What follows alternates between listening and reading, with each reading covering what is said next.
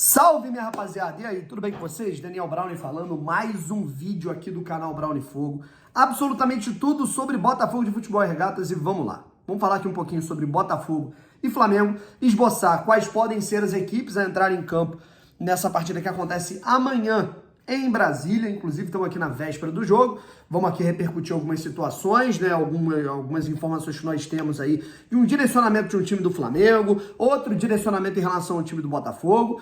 A gente vai trocar uma ideia sobre isso e, obviamente, amanhã de manhã já estou partindo do Santos Dumont aqui para Brasília, para a capital federal, para fazer esse jogo. Vou comentar essa partida na Cazé TV, ao lado do Luiz Felipe Freitas, do Guilherme Beltrão, todo mundo fala que é parecido comigo.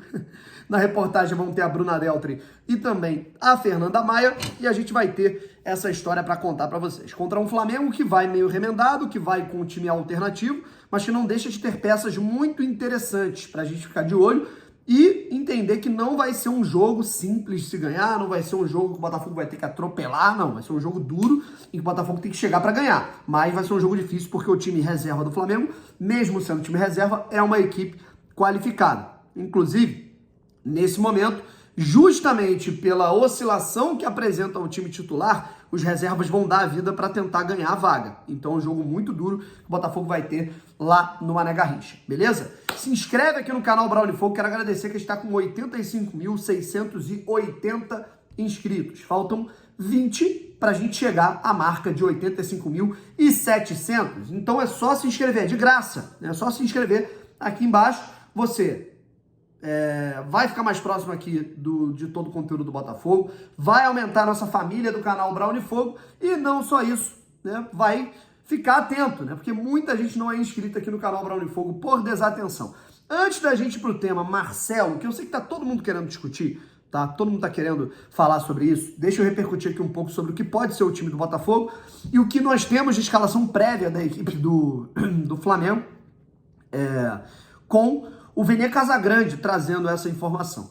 O Botafogo, ele pode ir a campo com Perry, na lateral direita Daniel Borges e uma zaga composta ou por Carli ou por Segovia no lado esquerdo aí realmente está confirmado o Cuesta. Na lateral esquerda, eu acredito na escalação do Marçal. Vendo, né, o treino foi aberto para a imprensa, vendo que ele treinou normalmente, que ele estava ali fazendo todos os movimentos, ele não estava numa transição, ele estava treinando tranquilo. Então, eu acho que ele pode ser escalado, o Marçal, na lateral esquerda. No meio-campo, a gente pode ter a seguinte situação, né? O Gabriel Pires, tá? O Tietê, obviamente, né? Vamos começar pelo princípio, né? O Tietê, obviamente, o Gabriel Pires, e aí acho que disputam ali a posição Marlon Freitas e o Patrick de Paula. Talvez seja o Marlon, porque foi até injusto que ele teve que sair com 10 minutos da etapa inicial no último jogo. Numa ponta, eu gostaria de ver o Sauer, mas acho que o Botafogo vai de Piazon. Na outra, Vitor Sá. E na frente, Tiquinho Soares. Esse é o time do Botafogo, tá? Naquele 4-3-3, que pode variar para um 4-2-3-1, em que o Botafogo atue com os jogadores um pouco mais à frente, né? Com o Gabriel Pires um pouco mais à frente. Aquele, dependendo do caso, né, cara? Ou 4-1-4-1, né? Em que ou o Marlon, né? Geralmente o Marlon ou o Patrick encosta um pouco mais na próxima linha, mas talvez seja o 4-2-3-1 para conter esses contragolpes, esses jogadores perigosos da equipe do Flamengo, que deve ser escalada da seguinte maneira. E haja Matheus nesse time do Flamengo, tá?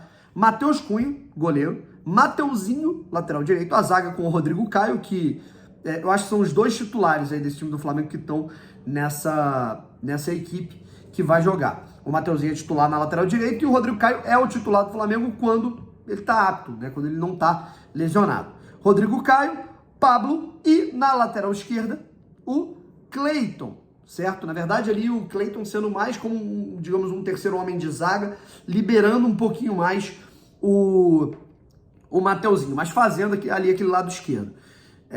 Um meio campo, tá? Formado por Pulgar, Matheus Gonçalves, Matheus França, cara, haja Matheus, né?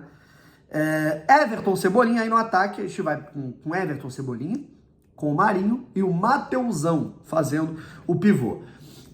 Eu não duvidaria o Gabigol jogar, tá? Eu não descartaria a possibilidade do Gabigol chegar jogando, até porque é um cara fominha, né? A questão é que o Pedro tá fora e assim, é um risco, né? Vamos dizer, se o Gabigol entra no jogo contra o Botafogo e se machuca, aí você pode ter o Flamengo para uma partida contra o Del Valle sem Gabigol e Pedro, então talvez ele seja poupado, mas talvez entre no segundo tempo.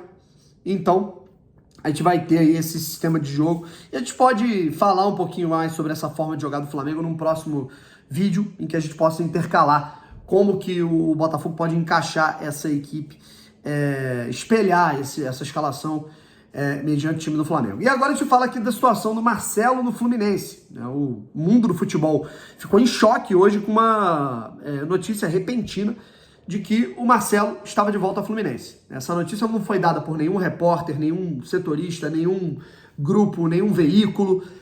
O Fluminense só postou: Marcelo está de volta. E aí uma foto do Marcelo com a camisa do Fluminense, o Marcelo também publicou isso, e aí já começou toda uma loucura nas redes sociais do Botafogo.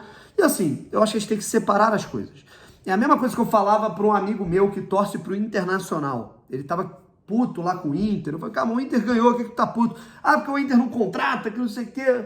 O Grêmio trouxe o Suárez. Eu falei, calma, peraí. O fato do Grêmio ter trazido o Suárez não quer dizer que o Inter tenha que trazer um jogador do mesmo nível, né? Uma coisa é uma coisa, outra coisa é outra coisa. O que você tem que cobrar é que o Inter reforce as partes do campo que estão ineficazes nesse momento, que é o que eu faço, certo? O Botafogo tem que ter um lateral direito, agora tá vindo de Plácido, eu não confio tanto, mas enfim.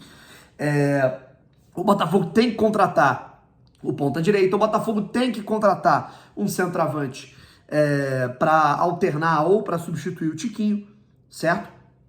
Então, isso a gente tem que cobrar. Mas agora, o fato do Fluminense ter contratado o Marcelo significa que o John Textor errou, que o Botafogo tinha que ter ido atrás, Desculpa, cara.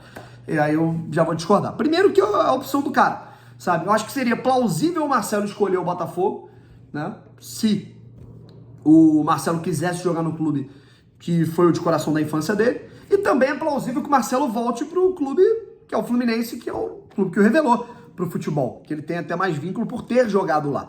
Então, assim, eu não vejo erro de ninguém nessa história. Acho que o Fluminense contrata um jogador que é uma lenda do Real Madrid, um dos grandes jogadores da história do futebol no século XXI, certo? E tá colocando para jogar no futebol brasileiro. E estando na forma física, que é um cara que ele vai agregar pro Fluminense, é uma escolha do Marcelo de voltar pro clube que o revelou.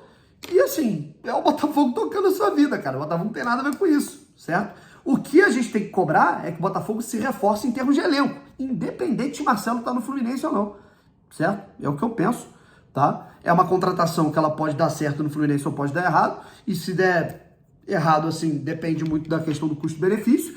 Marcelo é um cara que acabou de ser dispensado do Olympiacos assim, o cara tava acima do peso, o cara não tava legal, não tava jogando bem. Vamos ver se no futebol brasileiro ele consegue render. Mas o fato é que eu não acho que a gente tem que criar alarde ou crise porque o Marcelo tá no Fluminense. Crise a gente tem que criar quando o Jefinho, quando foi dito pela nota oficial do Botafogo que o Jefinho ia de graça pro Lyon. Aí tem que criar crise, certo? Cobrança a gente tem que fazer sabendo que o Campeonato Brasileiro tá batendo na porta, a gente não tem um ponta direita. E isso a gente tem que cobrar. Mas agora, se Marcelo foi pro Fluminense, se foi pro Olympiacos, se foi pro Al Nassr, tem nada a ver com isso. É a minha opinião, beleza? Tamo junto e fui!